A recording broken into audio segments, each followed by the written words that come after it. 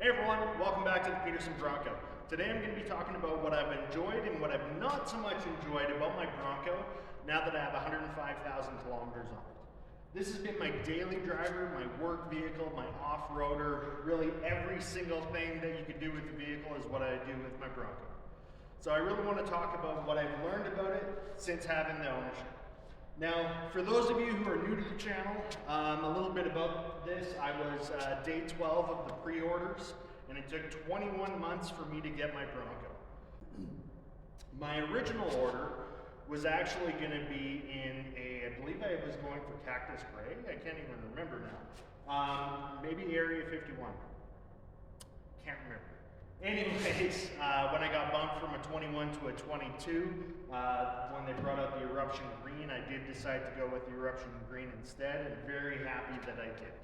So things that I've done with my Bronco is I have my pinstripe done, where I had that done at the top here in Airdrie, and they incorporated my company logo right into the deckling.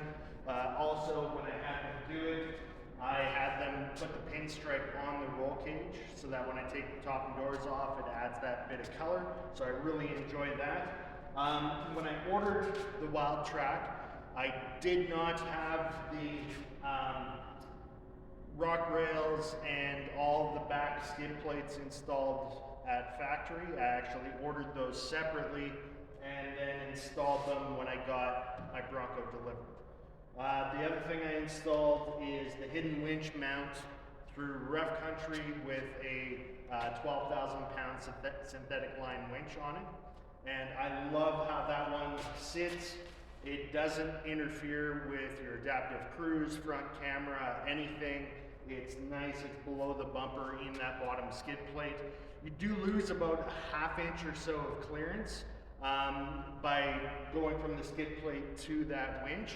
But I really think the aesthetics on it are worth it, and I really enjoy that. So a couple other things I've done with my Bronco is I was actually driving up in northern BC back down to Airdrie and hit a bird in the night and had to replace my front grille. So when I replaced it, instead of having it the piano black again, I actually had it colored matched to match the body. So I really enjoy having that Eruption Green grille, as well as I went with the green lettering through Ford that you simply basically stick on top of the white letters. I think it adds that bit more color, and with having that white outline around it, I think it kind of makes it pop.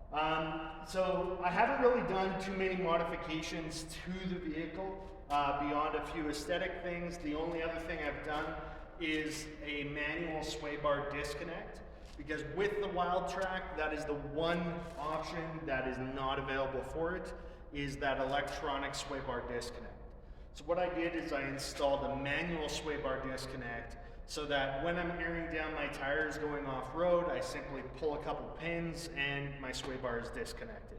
So I really like that, and it to me makes way more sense than the price for that option to go with everything I have on this, the Wildtrak Luxe package, comparing it in a Badlands with Sasquatch, Luxe package, everything on a Badlands, would have been about a $5,000 difference.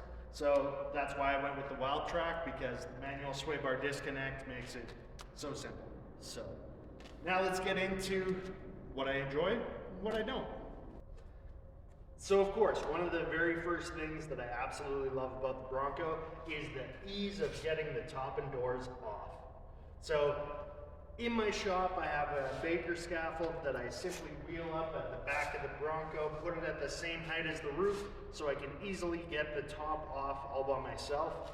It takes me about 15 minutes to get the top and doors off. Having the door bags easy to store, it's awesome. I love the ease of that. Now, the bad side about that, having a frameless window, driving on the highway, if you roll down your window, when you go to roll it up, lots of times the vacuum pressure will actually pull the window outside of the weather stripping, and it doesn't want to freaking close. It is super bloody annoying. The other thing is I really wish that the weather stripping on the roof was slightly thicker so that you had to basically compress it to really get that roof closed and back on. So in Canada, you know, when we hit our minus 20, minus 30, minus 40 days, all the weather stripping shrinks in that cold. And all you get is whistles. So all winter long, you get a nice side wind and it just whistles. So that is super annoying. But again, the ease of taking this off, the ease of taking the doors off, the ability to store it well, I love it. But at the same time, there are things I hate about it. So let's talk about these tires. It is awesome to have a factory 35-inch tire. You know, when you order the vehicle, it comes on 35s. The Goodyear Territory, I love for its on-road, off-road capabilities. The narrow sipes on it make it an amazing tire in the winter. I get great traction on snow and ice. The downside is with those really narrow sipes, it loves to chuck rocks. And it throws rocks right onto the rear fender flare. So this gets all chewed up like a cheese grater anytime you go on gravel roads. The other negative with it is throwing mud and snow. It just collects on this rear fender flare, and then you can't open your back door. So it just builds up right on top of it. So there's like kind of some positives and negatives again with the tires. Again, I love the ride height. I love having it on factory 35s is awesome. It's just, yeah, I wish that this was designed a little bit different so that it wouldn't just accumulate everything right on top and not be able to open that back door. Another thing I think that Ford did an awesome job with is the auxiliary switches. Having locations pre-wired in the vehicle for adding any lights, or if you added a fridge or air compressor in the back, like having that availability is awesome. It is so cool that they, you know, were forward thinking enough to add those auxiliary switches in and again have it pre-wired.